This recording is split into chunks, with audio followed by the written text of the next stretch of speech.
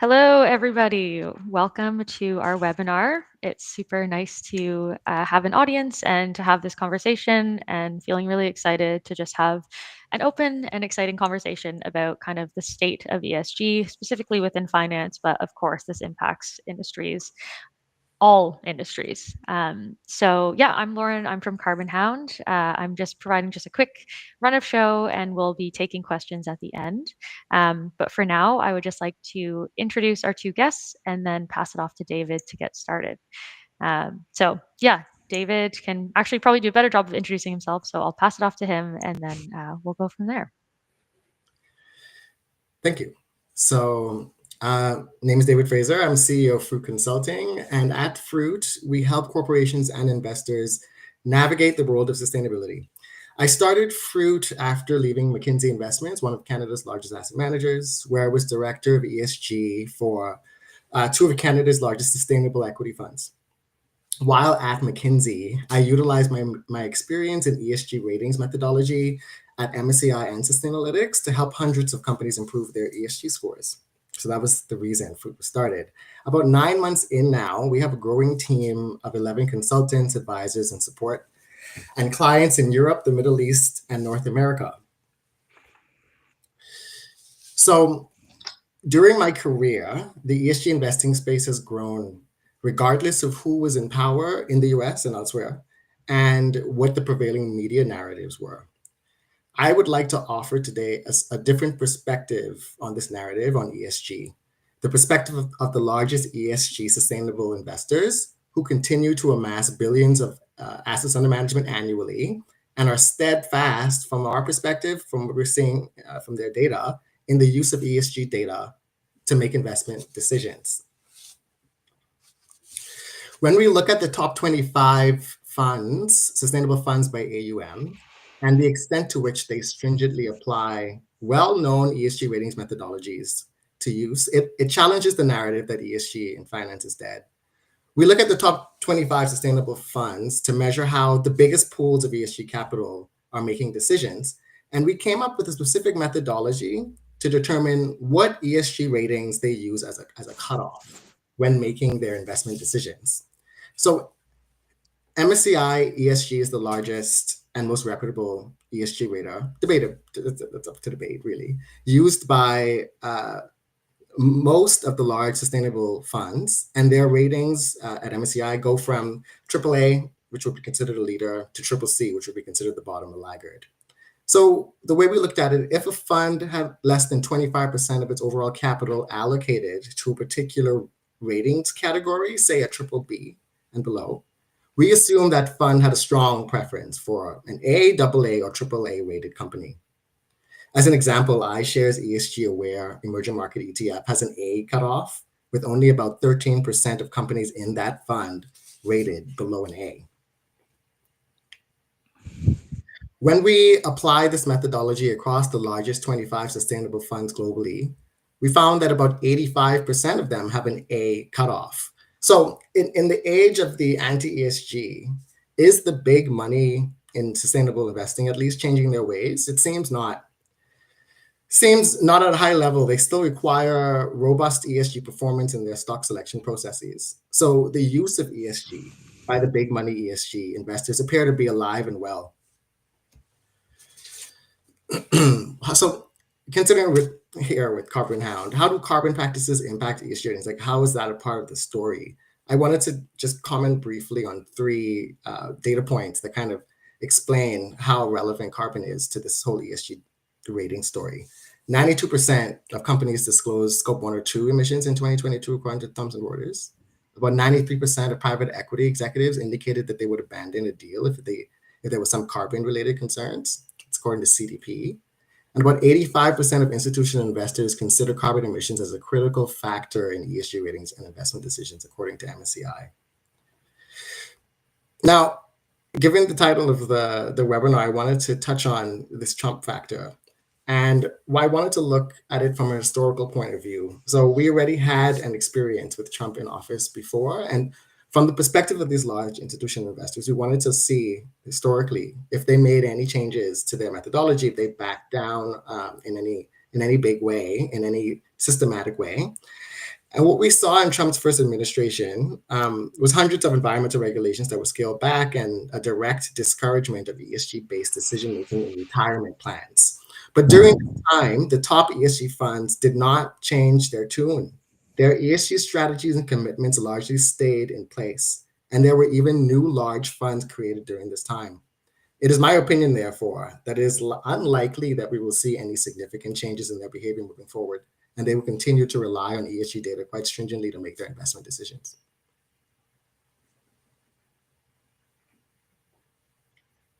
Okay. Awesome.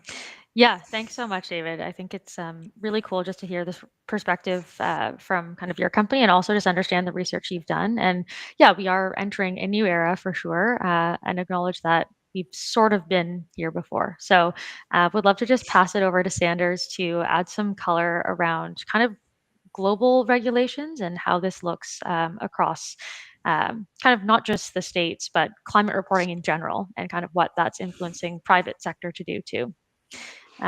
So Sanders, off to you. Awesome. Thank you so much, Lauren. So I think, look, at the end of the day, it's all about risk, right? So whether it's insurance providers in Florida and maybe now California thinking more deeply about the risk they're taking on, or whether it's banks thinking about the same thing when they're giving loans to organizations. So fundamentally, what's driving that risk, right? So we've obviously got huge environmental factors that are occurring right now. And that's driving physical risk, of course. You know, if your manufacturing facility burns down, then it's going to be hard to extract value from that and pay back your loan, right? It's going to be harder to get insurance on that factory to rebuild it. So thinking about risk from a financial perspective is obviously incredibly important, and looking at physical risk in particular is really valuable. However, there's other risks too, because all of this physical risk has created an environment where politicians and corporates have been forced to take action as a result. So that's getting translated into revenue risk for many of these organizations as well. And one of the ways that we typically look at that at Carbon Hound is that, when we look at the 70,000 companies that are going to be impacted by climate regulations worldwide, they're going to be looking at their supply chains as part of that. And so by 2028, you're going to have over 4 million suppliers and increasing impacted by climate regulation. It's going to impact their profitability, right? Which obviously matters when you're thinking about financial institutions extending credit, or if you're an investor looking at who you want to be investing in. Do you want to be investing in the company that's winning larger deals and securing those contracts with large international supply chains, or the one that's just holding on for dear life and is losing those contracts because they're not able to keep up to the new requirements that these large corporates have? And it's significant because if you look at carbon tariffs, in some cases they'll increase costs by over 45% to end clients. If we start thinking about the carbon border adjustment mechanism in the EU, which is coming into place now, and people are going to start paying those fees out in 26, or whether it's just the fact that it's a requirement to work with a Fortune 500 business due to those regulations like CSRD and the California SB 251. And increasingly, what we're seeing is that non-compliance is becoming increasingly punitive as well. So especially looking at, let's say, greenwashing claims, looking at Europe and the UK, that can cost you 4% of your international turnover, right? Like not your profit, your turnover. So that for some companies could be 20% plus of their profit for the year gone because of that. We progress this slide. There we go. So at the end of the day, it's really just about like how do businesses help protect and grow their relationships with larger customers, meeting those changing regulatory requirements, increasing the profitability and efficiency of their operations, because climate and carbon is simply just another way to look at your operations through a different lens to address those particular challenges. And so lastly, how do we work with clients to decrease the risk, increase the amount of growth, and really help them turn what could be a weakness into a strength, and improve the quality of their business, right? Which then improves the access to capital as well as your ability to raise debt or equity from large institutional players. So fundamentally, at the end of the day, we have to think about not just the physical environment, but how the regulatory environment is impacting the value generation at these businesses. And that's why, in my opinion, it's important not just to consider, like from an investment perspective, to consider the kind of these other components to the equation as it relates to who are the businesses that we think are going to be winning in the future, and who are those that are looking backwards and looking at negative or headwinds really when it comes to selling their products internationally.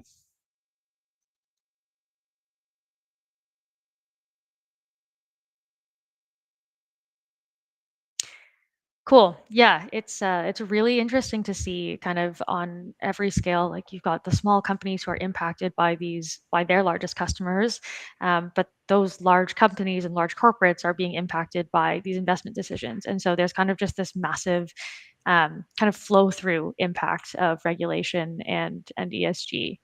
Um, I've got this image of a champagne tower, right? At the top, you've got all the investors, and then it's just kind of trickling down.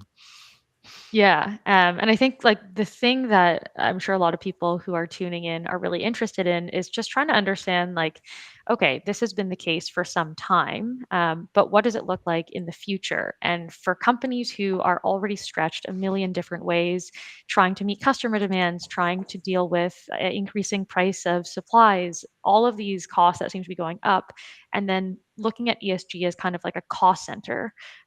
Just curious to see how you would both respond to that mentality that a lot of companies are kind of falling into, given the reality of the pressures they're feeling. I would start off by saying, in today's sustainable compliance world, it's not an option for corporations in particular to avoid at least aligning with their industry best practices. So the risks, I think, are well known, being well documented, and most corporations, I think, are already behind it. But yes, I can tell you through my experience with clients, but also on the corporate side, the ESG departments are considered cost centers for the most part by the least savvy of corporations, and as such, they're given limited budgets and not a lot invested in R&D. It's difficult to get projects started, et cetera. There's a whole lot of challenges for ESG teams and corporations, but not in all cases. And I think that's going to continue to change as ESG becomes more mainstream and corporations recognize all of the different risks associated with it. But if you consider ESG as a key component to attracting more investor capital, then the story completely changes, and you might not look at ESG as a cost center, but more as an opportunity to bring in more money to the company. Depends on how you look at it. Yeah, I totally agree with that. I think if you look at I'm just trying to find this study, because I think there's been a bunch of studies out there that have shown that there's very clear increases in terms of the margins that you're able to produce when you think about differentiating, especially commoditized products on a sustainability lens, rather than just looking at price and quality, right? So I think there's a lot of opportunities throughout the value chain. So to David's point, I think we work a lot with financial institutions, and we've talked to them a lot about sustainable finance, right? And when you look at sustainable finance, it's about how do we expand the access to capital that these businesses have in order to make those investments in typically efficiency projects, honestly, to improve the innovation in their organization and their ability to compete. And so I think it's not just about access to investor capital, it's also about access to debt facilities that you might not be able to get otherwise, and extend the amount of credit that you might be able to access to invest in your business.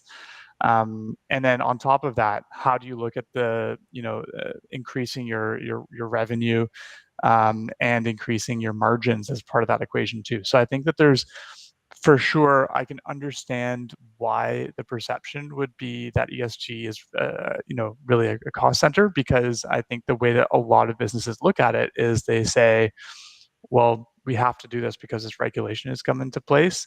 But I think that the key question is like, okay, how can we use this as a value driver for our business to create better products, right? Like we were at one factory where they're reducing their energy costs by 10% a year.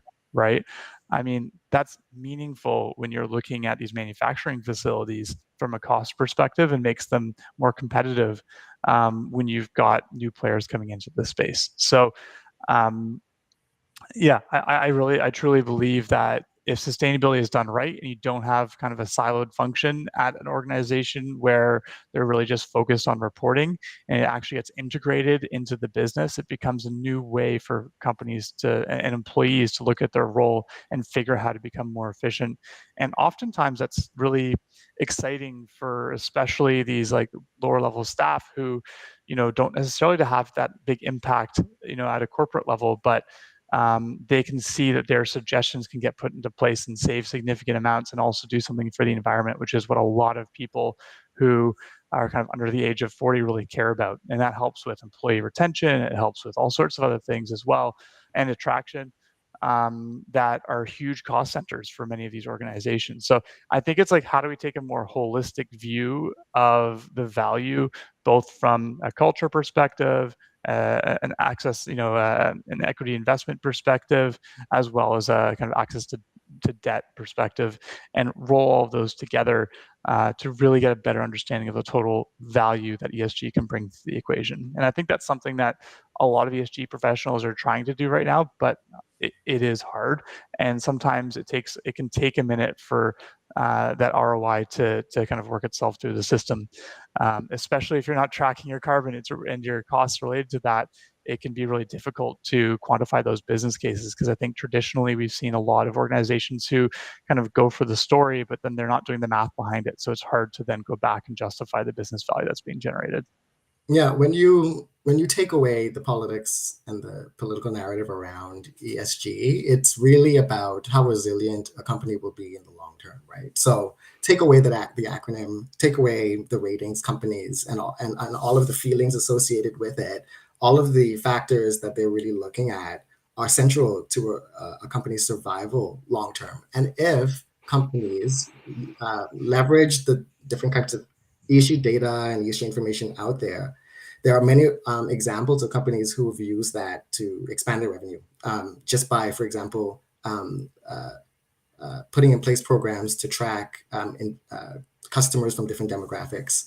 That can lead to further investments in those demographics that brings in more revenue over time. I can think of 4 or 5 different examples of companies that kind of were playing around with the idea, had to gather the data because of ESG compliance reasons, and ended up making new products because of it. So there's a lot of crossover, and I think hopefully we move past this political phase that ESG is in and more back to its roots, which is long-term sustainability of a company and what matters with regards to that.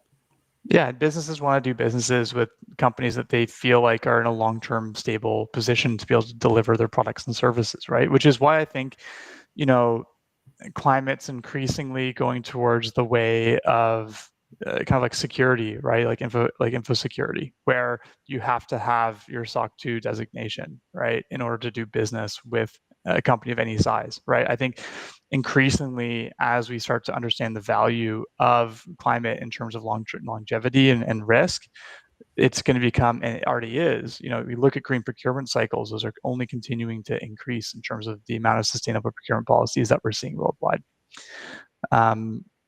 I think what would be really interesting, I know that David, you really focus on kind of ESG ratings, right? So I'd love to maybe dive a little bit more into that and just get an understanding of, like, for people who've never had or gotten ESG ratings, maybe talk us a little bit through kind of what that process looks like, why it's important for businesses that maybe aren't massive multinationals, that and how it can, like, what the benefits might be for them to think about their business and improving their ESG rating.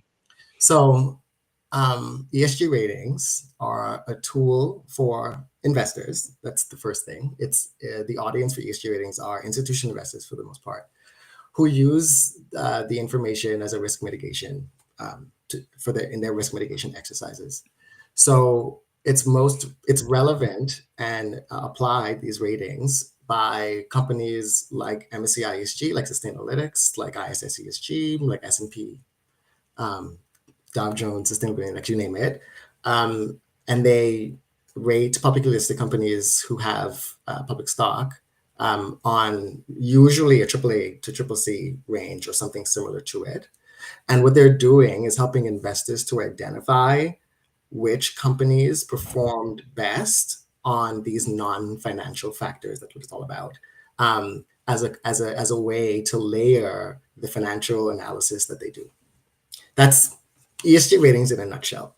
And corporations are, some, not all, are eager to get the highest ratings possible. One, as a way to simply ensure that their programs and policies match like what's considered a best practice, or at least within their industry. But two, to get some of those investor dollars that I was referring to earlier, from that $41 trillion pool USD of ESG assets under management.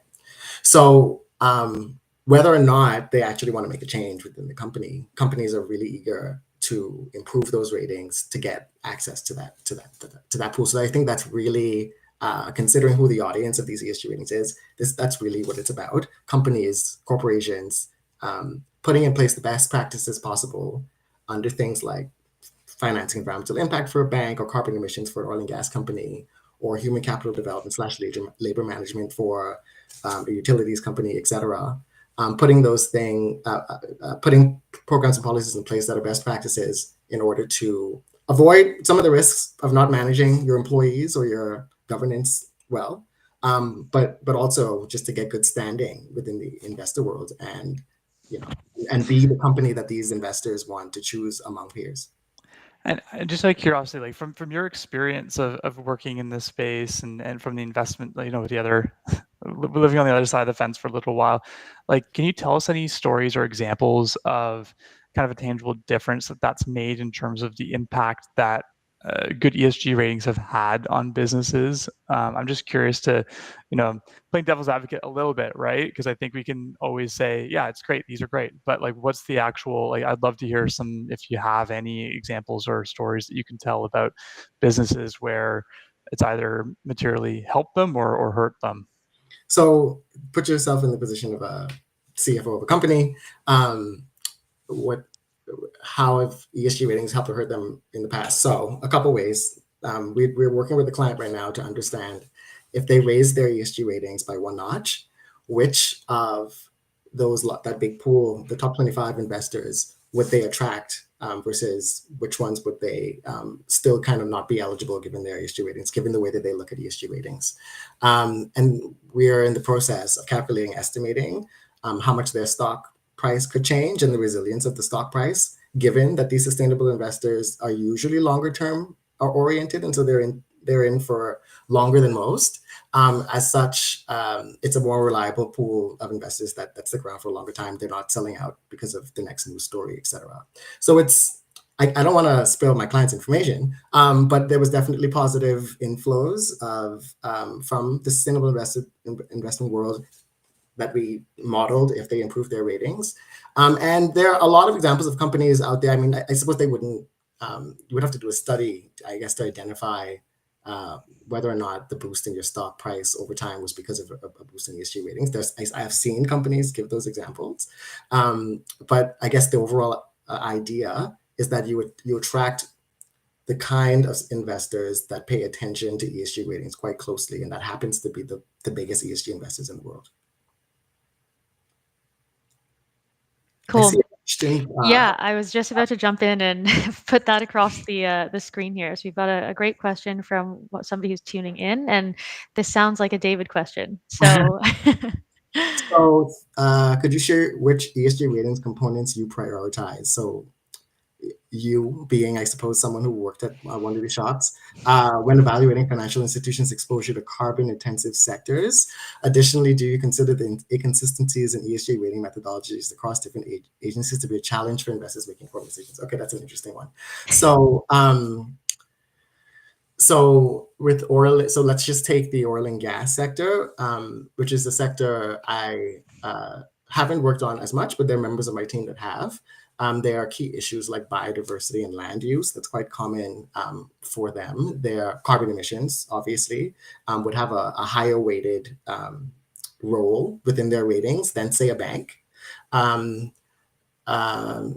community relations, given for most extractive sectors, oftentimes dealing with indigenous communities, etc.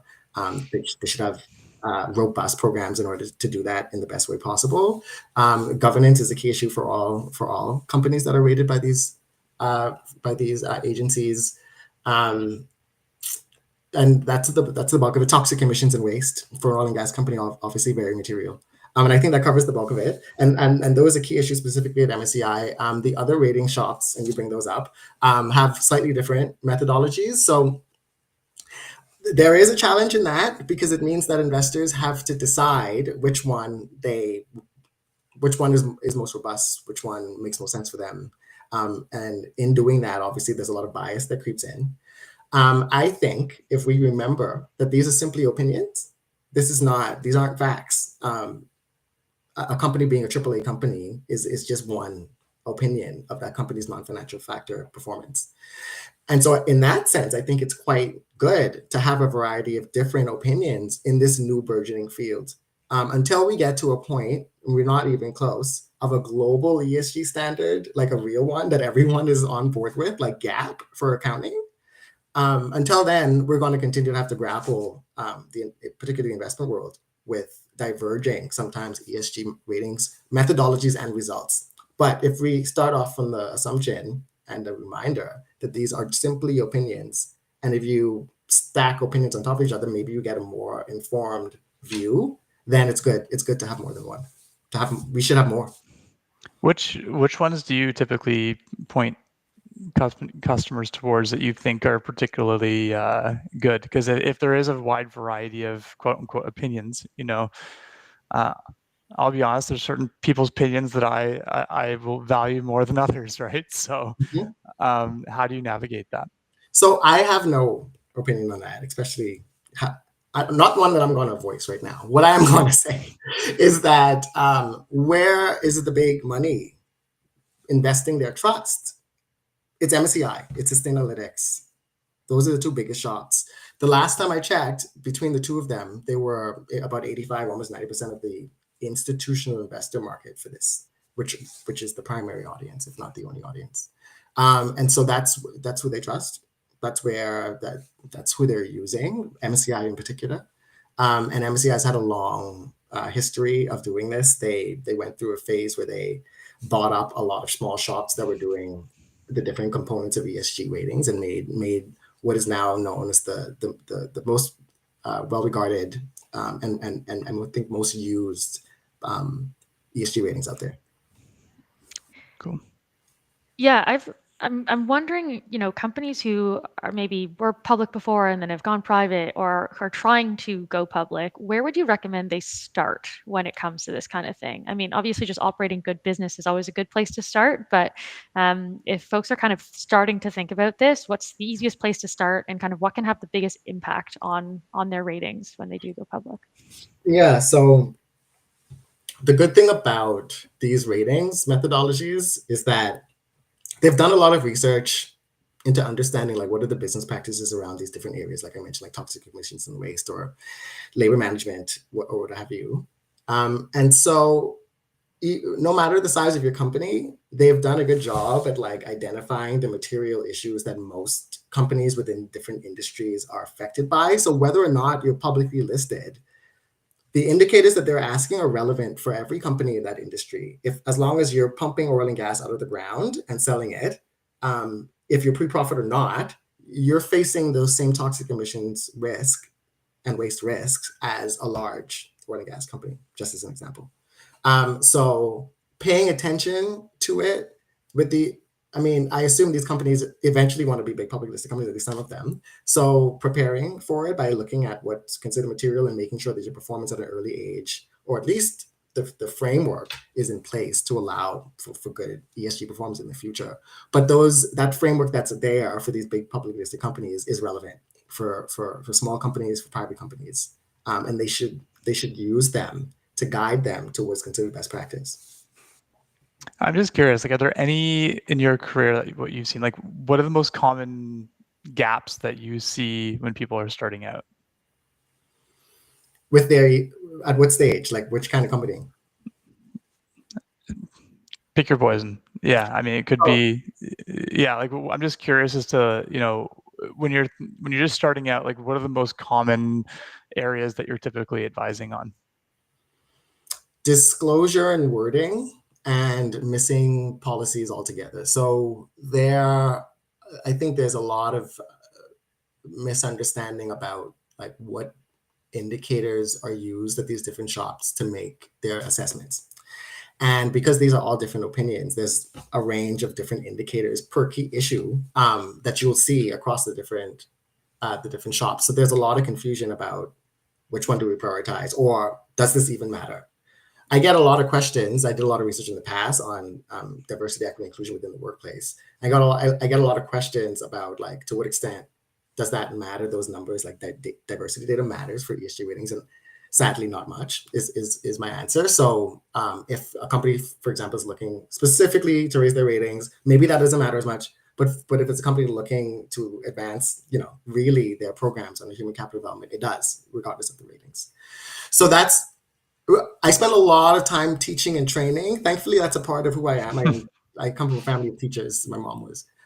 So I enjoy it. But there's a lot of demystifying, like shining light on this black box of ESG ratings, like explaining why is this important? Why should we even care about it? That's the first conversation that I have with most companies, particularly if its ratings is not something that they've invested in before.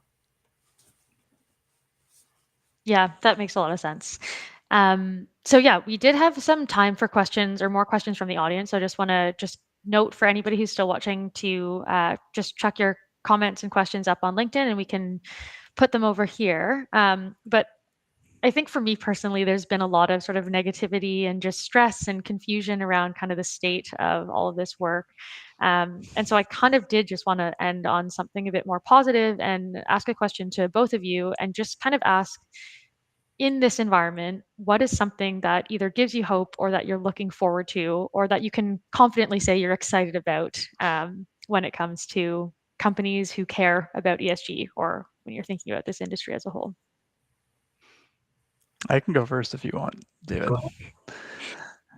Honestly, I think the thing that gets me most excited is just seeing how technology is continuing to push the envelope in terms of what's possible. And just looking at solar or wind, for example, just how cheap it is compared to the fossil fuel alternatives, and how we've gotten to that point now where renewables truly are competitive or beating traditional energy sources in terms of cost per kilowatt hour and speed that can be of deployment, et cetera, right? And I think that to me is super, super exciting, because in the end of the day, we still live in a capitalist culture. We still, everything does come down to dollar and cents, in addition to the fact that we obviously have social elements that we have to account for. Like, we have to live in a world that we want to live in, for example, and have clean air to breathe. But fundamentally, it's really about how do we align what's best for the environment with that system. And I think just looking at the technology curve and the cost curves that we're seeing on a lot of the decarbonization side of things, I think I'm super excited about that, because it tells me that I think we might be past that critical point where it doesn't really matter what the political environment is. It's going to be cheaper to run your business using more green energy than it is otherwise. And I think that's what gets me really excited. So I think we have to really make sure that we stay focused on how do we help businesses run more efficiently by using technology that's more sustainable, in order to continue to reward those investments that investors and companies are making in that transition. I'm excited about where ESG is now. I mean, when I started out in ESG, most people I spoke to, everyone in my family, did not know what that acronym was. And then it became a news story, and then it became something that even presidents and prime ministers were talking about. So it went from an unknown space to like this, what we're talking about today, which is quite exciting, even though just think about it from that point. I think the folks who were in ESG very early, before it was known, wanted to see this happen, and it's here, and we're kind of overwhelmed by it, but it's here. So that's one positive thing. I think the second one is, and you might find this ironic given what I said in this call, but the traditional ESG ratings methodologies that exist are too company and profit focused. And I think the investment world, but also the ESG community, so the folks who work in corporations, who work at the ratings companies, who work for consulting firms, et cetera, they want to see real impact. They're kind of tired of talking about risk mitigation and tying ESG to financials.